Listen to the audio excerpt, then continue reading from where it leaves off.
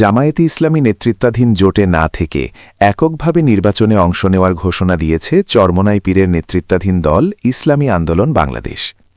আজ শুক্রবার সংবাদ সম্মেলন করে দলটি জানিয়েছে তারা ২৬৮ আসনে এককভাবে প্রতিদ্বন্দ্বিতা করবে। জামায়াত নেতৃত্বাধীন জোটের আসন সমঝোতার পরদিন ইসলামী আন্দোলনের জ্যেষ্ঠ যুগ্ম মহাসচিব ও মুখপাত্র গাজী আতাউর রহমান ঢাকার পুরানা পল্টনে দলীয় কার্যালয়ে সংবাদ সম্মেলনে এসে দলের সিদ্ধান্ত জানান। তিনি বলেন, ইসলামী আন্দোলনের প্রার্থীরা ২৭০ আসনে মনোনয়ন জমা দেন, তবে ২টি আসনে মনোনয়ন বাতিল হয়েছে। বাকি ২৬৮টি আসনে ইসলামী আন্দোলনের প্রার্থীরা কাজ করছেন জানিয়ে আতাউর রহমান বলেন, এসব আসনে দলের প্রার্থীরা আলাদাভাবে নির্বাচন করবেন, একজনও মনোনয়ন প্রত্যাহার করবেন না।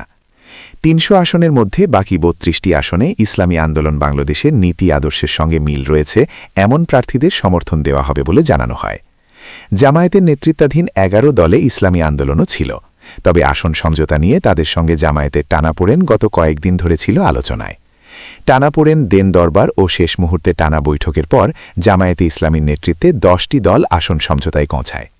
এরপর গতকাল রাতে রাজধানীর ডিপ্লোমা ইঞ্জিনিয়ার্স ইনস্টিটিউশনে সংবাদ সম্মেলন করে এই নির্বাচনী মোর্চার প্রার্থীদের নাম ঘোষণা করা হয়।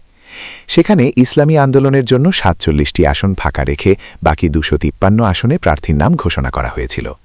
এরপর আজ সেই জোট ছাড়ার সিদ্ধান্ত জানাল ইসলামী আন্দোলন।